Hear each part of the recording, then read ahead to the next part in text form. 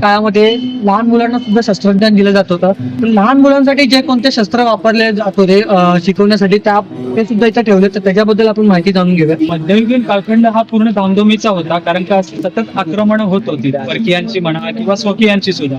आणि अशा काळामध्ये जर जिवंत राहायचंय किंवा आपल्या कुटुंबाचं रक्षण करायचंय, तर आपल्याला युद्ध प्रशिक्षण घेणं ही काळाची गरज होती. आजही बदललेलं नाहीये, परंतु आपण त्या काळाच्या दाखले देत असताना मुलगा जन्माला आल्यानंतर त्याचा आज ना उद्या युद्ध भूमीशी किंवा युद्धाशी संबंध येणारच आहे.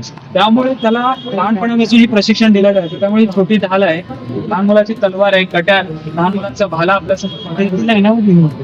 मुलगा मोठा झाल्यानंतर तो युद्धात गेल्यानंतर त्याला वीरगती प्राप्त झाली, तर त्यांच्यासाठी तो एक खूप आनंदाचा असा क्षण असतो. त्यासाठी प्रत्येक जण हे प्रशिक्षण घेत होता. म्हणजे आपल्याला कळून येतं की महाराजांच्या काळामध्ये लहान मुलांना सुद्धा शस्त्रज्ञान दिलं जात होतं आणि त्यांचे जे काही शस्त्र होते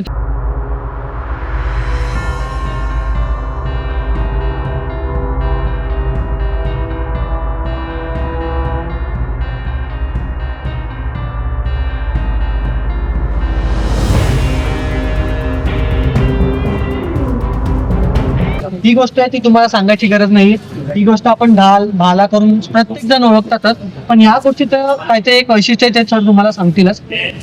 आपल्या समोर ज्या दिसतात त्या ढाली आहेत, त्या ढाली मुख्यत्वे करून चांबड्याच्या बनवल्या जायच्या. मग चांबड्याच्या ढाली कसं काय टिकायच्या, तर त्याला जी काजळी असते ती काजळी घुटून त्याचा लेअर दिला जायचा. त्यामुळे ऊन, वारा, पाऊस त्याच्यामुळे ह्या चांबड्याचं संरक्षण व्हायचं.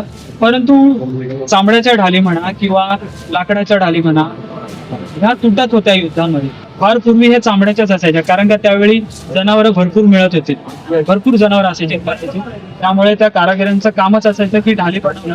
आता ही ढालीवरती तुम्हाला जी फूल दिसत आहे, त्या पकड जिथे केलेली आहे हँडल पकडायला, त्याचं रिपीट इथे आहे.